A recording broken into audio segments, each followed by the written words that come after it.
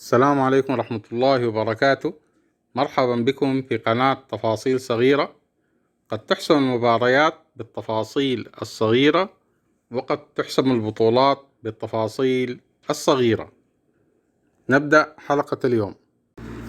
الهدف الثاني للصفاقسي في الهلال، الهدف قبل ما يجي كان في نمط محدد يتنفذ أكثر من مرة وظهر بصورة واضحة.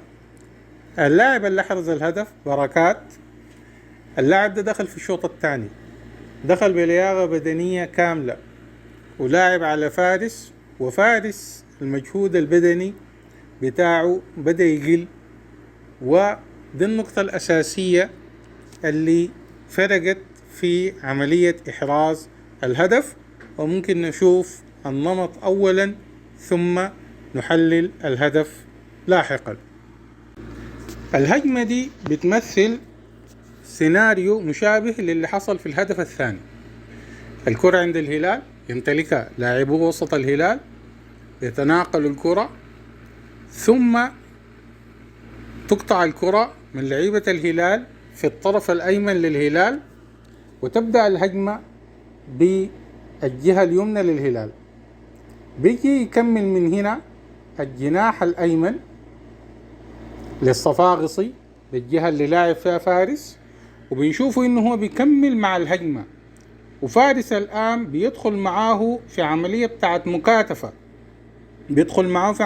مكاتفة. لكن نشوف مشكلة عملية المكاتفة هنا.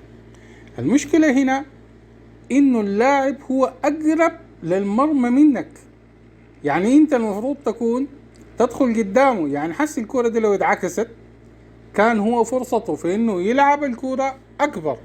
دي النقطة الاولى.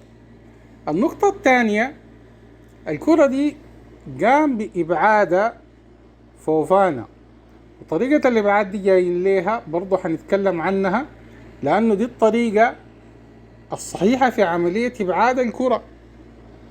الكرة بتبعد بهذه الطريقة. في لقطة الهدف ليه ما تم الإبعاد بهذه الطريقة؟ الآن أنا عاوزك تركز معاي في طريقة إخراج فوفانا للكرة. الآن الطريقة اللي أبعد بها الكرة ما خلت المهاجم يكون عنده الفرصة إنه ياخد الفرصة الثانية من أول مرة. ليه؟ لأنه الكرة تم إبعادها بالجانب الأيسر، ما تم إبعادها في اتجاه المرمى. وحنشوف المثال الثاني ده خاص بالهلال، والهلال ضيع كثير من الهجمات في هذه المباراة، وكان ممكن يحسم المباراة من بدري. وبنشوف الهجمة تم الضغط على مدافعي الصفاقسي واستخلاص الكرة وتسديد الكرة في المرمى، وحارس مرمى الصفاقسي اللي هو كان نجم المباراة قام بيصد الكرة. انظروا أيضا لطريقة إخراج الكرة من حارس مرمى الصفاقسي.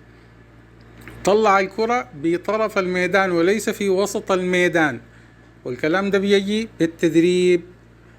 لما تطلع الكرة بالطريقة دي حتى لو في مهاجم ما بيقدر يستغل الفرصة من خطوة واحدة أو من لمسة واحدة، لأنه الكرة بالجنبة إلا ممكن يثبتها ويعكسها، أو فرصته ما بتكون كبيرة حتى لو قام بالتسديد مباشرة، ما زي لما ترجع الكرة من وسط المرمى.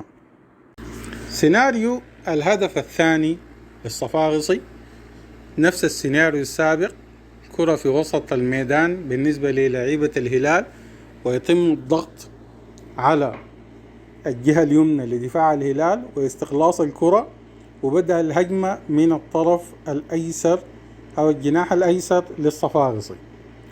هنا عاوزين ننتبه لنقطتين مهمتين جدا جدا. النقطة الأولى، أين كان بركات محرز الهدف عند قطع الكرة؟ أين كان بركات محرز الهدف عند قطع الكرة؟ وين المسافة اللي كان بينه وبين فارس؟ هل هو كان الأقرب للمرمى ولا فارس هو الأقرب؟ هنا في مشكلة اللياقة البدنية، والمشكلة الثانية عدم وجود المسح البصري، ويمكن يكون في نوع من التكاسل البسيط إنه الكرة ممكن ما ترتد وخلاص. النقطة الثانية المهمة عملية إخراج الكرة لفوفانا. إخراج الكرة، المرة دي طلع الكرة في وسط الميدان، المرة اللي فاتت طلعت الكرة بالطرف ما كانت شكلت هجمة مباشرة، المرة دي طلع الكرة في وسط الميدان وعلى طول تم إحراز الهدف. على المدى القريب تقريبا كل حراس الهلال حصلت لهم نفس السيناريو.